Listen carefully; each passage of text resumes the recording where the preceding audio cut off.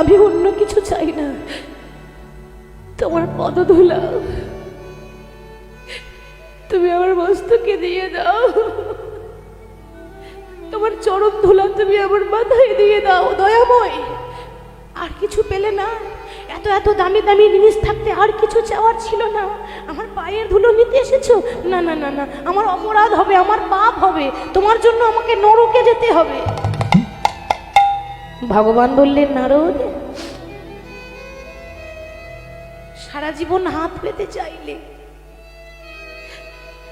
সারা জীবন চেয়ে গেলে, কিন্তু ভগবানকে দিতে কিছু পারলে না। আমরা মন্দিরে যখন যাই না বাবা, সারা জীবন শুধু চাই, দাও দাও দাও। প্রভু, আমার ছেলে যেন ভালো থাকে, আমার পরিবার যেন ভালো থাকে, আমি যেন ভালো থাকি, আমার সংসার যেন সুখের হয়। হরি বল, হরি বল। কিন্তু কখনো ভগবানকে বলি না, প্রভু আমাদেরকে তো ভালো রেখেছো, আমরা ভালো আছি, তুমি কেমন আছো, তুমি ভালো আছো তো?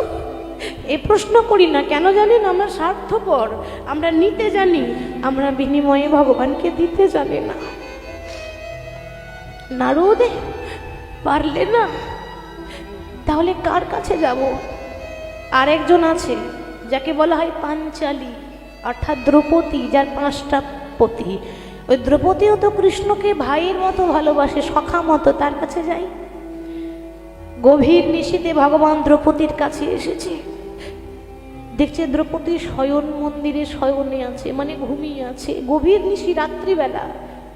ভগবান চিন্তা করলেন, দ্রৌপদী যখন ঘুমাচ্ছে থাক, আর দ্রৌপদীকে ঘুম ভাঙাবো না, দ্রৌপদীকে না বলেই দ্রৌপদীর চরণের ধুলা আমি আমার অঙ্গে মাখবো। দ্রৌপদী ঘুমাচ্ছে, দ্রৌপদীর চরণ দুটো ভগবান নিজের বক্ষ মাঝে জড়িয়ে ধরেছে, চরণ দুটো বুকে জড়িয়ে ধরে চিন্তা করলো, আরে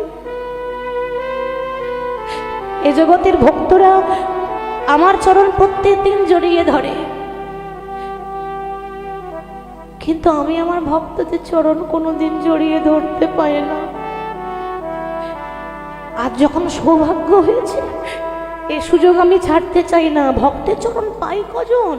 এ পাওয়া দুর্লভ, এ পয়সা দিয়েও কিনতে পাওয়া যায় না।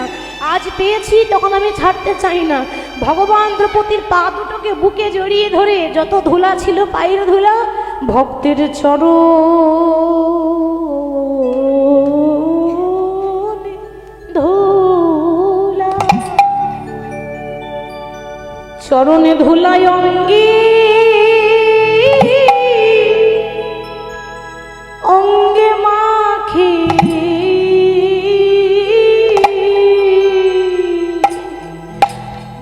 নিতাই ভক্তের চরণ